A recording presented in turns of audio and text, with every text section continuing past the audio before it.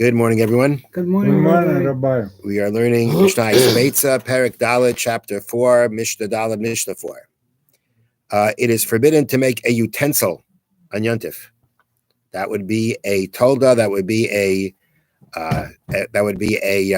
would fall under the category of makab patish, the malacha, the forbidden act of striking the final hammer blow.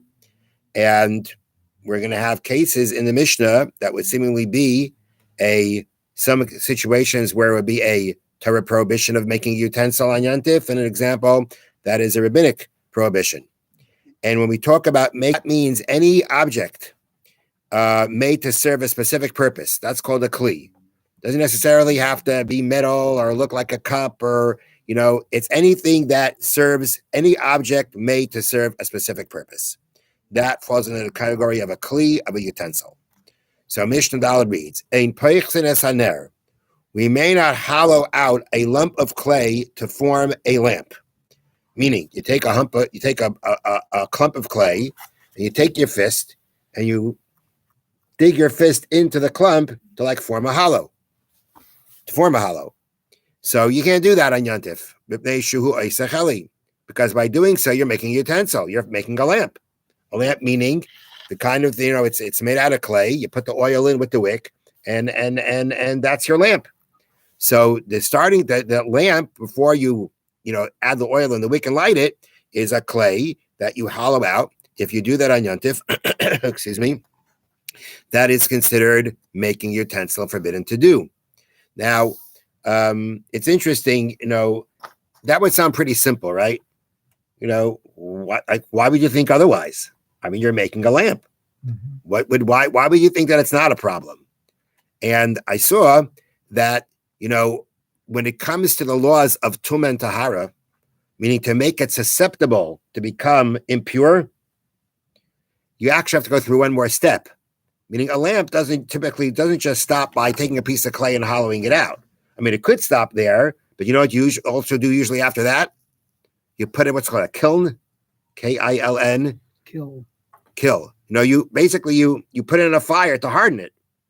That's and for the laws of tumah, for the laws of purity and impurity, this is not considered kli charetz. This is not considered an earthenware vessel, which would mean I believe it's not susceptible to tumah until you fire it up and make it hard.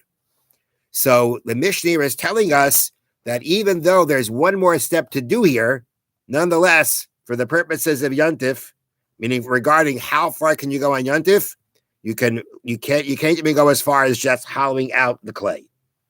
I don't know if that's only midrabanan, only rabbinic, or a Torah prohibition, but at the end of the day, we're saying here on Yontif you can't do it. Next case, you may not make charcoal on Yontif. Now, my understanding of making charcoal is they would take wood, they would burn it, and make it into charcoal. We're saying you can't do that. That's making a utensil. What kind of utensil is it? And the answer is because the charcoal was used as such by goldsmiths when they were purifying gold. They would just take this charcoal and use it to heat up the gold that they were purifying. Well, if you make that charcoal, it has a specific purpose. That's called making a kli, making a utensil on Yontif. Whether you intended it for that particular purpose or not. That's a separate discussion. Ve'ein chaytzchen es hapsil l'shnayim. Nor can you cut a wick into two. You have this long wick. You want to make two. So how do you make two wicks out of one? You cut the long one in the middle. We're saying you can't do that on Yontif because that would be forming two kalim, two utensils. Now, from what we're about to learn, it would be pretty clear that this case of cutting it into two is a rabbinic prohibition, not a Torah prohibition. It could be because since it's already a wick, right, and therefore it's usable as a wick, now when you cut it into two, you're not really doing something new. But we're going to see soon that this prohibition that we're saying here about cutting the wick into two is rabbinic. Why? So because now, the first opinion says no cutting that one wick into two. Rabbi Yehuda says, you can cut it with a flame while it is in two lamps. Meaning, you take a wick, a long wick. We have this long wick. We're making it into two. and you stick it into two lamps, meaning into two lamps that need wicks, right? Now, the thing is, each lamp needs its own wick, right? But it's one long one. So you have two options. You can cut it, right? Or you could actually light it in the middle, burn it in the middle, that it becomes two. The benefit of, according to Rabbi Yehuda, the benefit of doing that, of burning it into by burning it into two, is because then it looks like, what are you trying to do? Looks like you're trying to light it. And as long as Rabbi Yehuda is saying, if it doesn't appear like you're trying to make two wicks, then it's okay. If it's obvious you're making two wicks, you snip it in the middle, it's obvious you made two wicks. But if you have two what do they call them? Two lamps or two candlesticks, two candles, right? And they've got the place to put the wicks in. And you put this big long wick, and then you light it in the middle to make it into two. It appears like it doesn't necessarily appear like you're trying to make two wicks. It appears like you're trying to light the wicks. And therefore, since it's not as obvious they're trying to make it into two wicks, says Rabbi Yehuda, you're allowed to do it. So once it's not as obvious that you're trying to make two kalim, two utensils out of it, it's okay to do. That would only be possible to say if there's a rabbinic prohibition. Be a Torah prohibition, if it's an actual Torah prohibition of making a utensil, obvious or not obvious wouldn't help.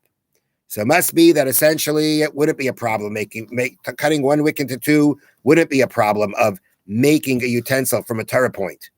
But the rabbi said you can't do it. Clearly looks like you're making a utensil. But once it doesn't look that way, because it looks like you're trying to light it, then it's permitted to do. The Bartuner says the halacha is like Rabbi Yehuda. So the way I saw it in the commentary of the Tiferes Yisrael, we're talking about that you actually need these two wicks for these two lamps. It's not like some kind of a shtick that you just walk over to two lamps, stick the wick in, and light it. We're talking about the two lamps need these two wicks. So since you need these two wicks, when you go ahead and you do it in a way that it's not so obvious that you're making two wicks, because it could look like you're lighting them, then it's permissible to do. Have a wonderful day. Thank you, Rabbi.